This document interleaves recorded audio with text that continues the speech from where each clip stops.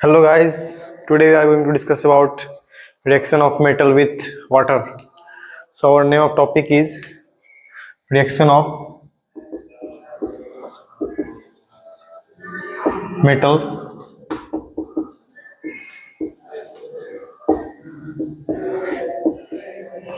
In the previous video I have covered about reaction of metal with oxygen.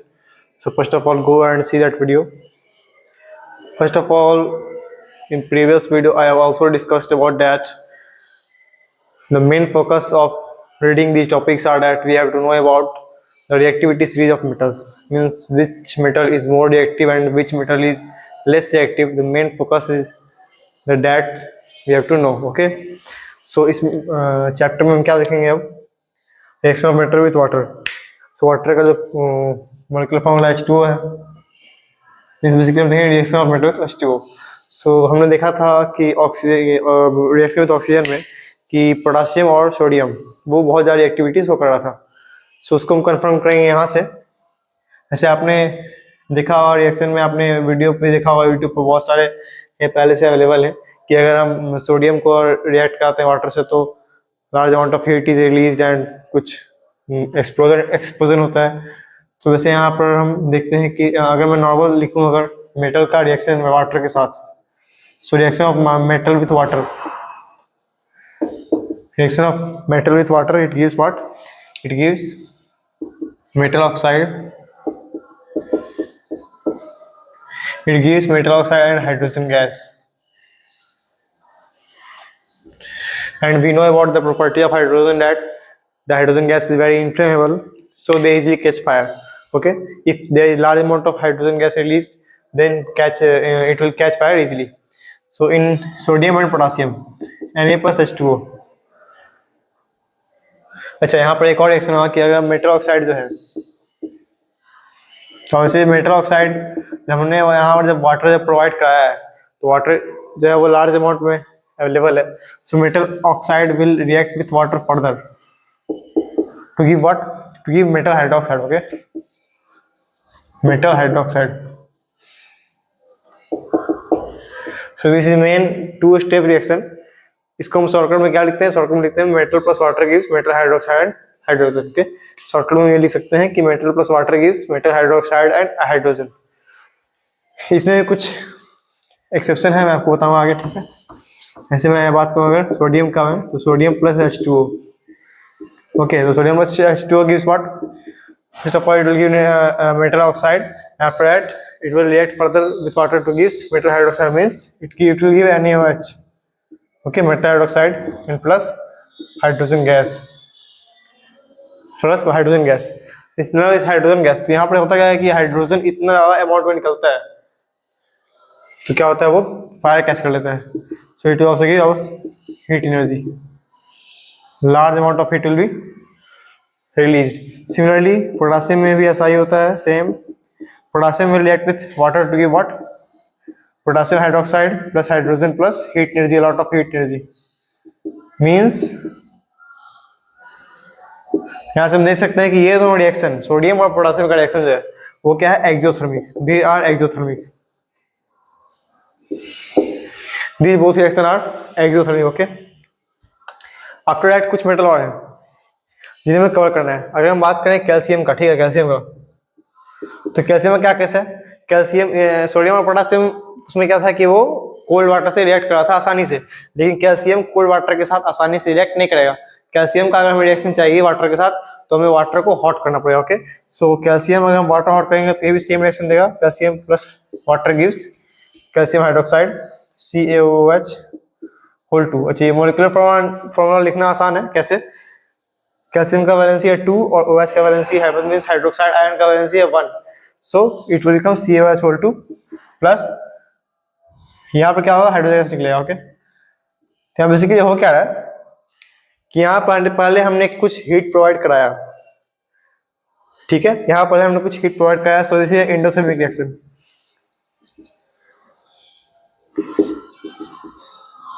Is endothermic reaction क्योंकि हमने पहले कुछ heat provide कराया फिर रिएक्शन स्टार्ट हुआ. तो फिर कैल्शियम हाइड्रोक्साइड और हाइड्रोजन निकलेगा.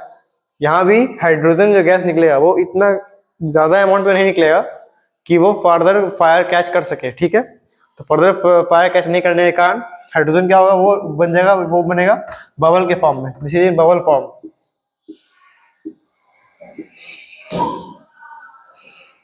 इसलिए देखना जब आप कैल्शियम को वाटर में डालोगे तो कैल्शियम थोड़ा देर रिएक्शन होने के बाद वो ऊपर में तैरने लगेगा। क्यों? क्योंकि हाइड्रोजन जो है वो कैल्शियम को चारों तरफ से बबल फॉर्म में घेर लेगा और वो उसकी डेंसिटी को कम कर देगा और वो क्या होगा, वो फ्लोट करने लगेगा। So hence calcium float on water, surface of water after reaction with water. So ये क्वेश्चन आ सकता है, दिस इज इंपॉर्टेंट। ओके, मैं नेक्स्ट देखूंगा। तो नेक्स्ट कुछ मेटल्स हैं ऐसे, एल्युमिनियम, जिंक और मैग्नीशियम। तीन मेटल को हम एक साथ लेंगे, एल्युमिनियम, जिंक और मैग्नीशियम। ओके, एल्युमिनियम, जिंक और मैग्नीशियम। तो हमने जब इसको रिएक्ट कराया कोल्ड वाटर से तो ये कोल्ड वाटर से रिएक्ट नहीं किया। उसके बाद हमने इसको रिएक्ट कराया हॉट वाटर से तो ये हॉट वाटर के साथ रिएक्शन नहीं दिया, ठीक है। उसके बाद हमने इसको रिएक्ट कराया स्टीम से, क्योंकि स्टीम जो आप जानते हैं, steam is a vaporised form of water. So steam have very large amount of energy. So it means it is also endothermic reaction because we are providing energy in the form of heat. So steam को हमने provide कराया, steam के अंदर aluminium, जो zinc और magnesium. इसका reaction हमारे NCERT book में दिया हुआ है, ये आप स्क्रीनशॉट दे सकते हैं। मतलब यहाँ हम क्या करते हैं कि एक टेस्ट ट्यूब लेते हैं, आपने डायग्राम में देख लिया अभी, ठीक है। टेस्ट ट्यूब लेंगे, उसमें हम अंदर में मेटल का टुकड़ा लेंगे, उसके बाद उसको हम रुई से बंद कर देंगे, जो कि रुई पानी में डूबा हुआ होगा, ठीक है। उसके बाद उसको गर्म करेंगे तो क्या होगा, रुई में जो पानी सूखा हुआ है वो पानी अपने आप स्टीम में कन्वर्ट होगा और फिर रिएक्शन देगा, ठीक है। सो यहाँ पर भी सेम रिएक्शन होगा, aluminium plus water. Okay, aluminium plus water in the form of steam, in the form of steam.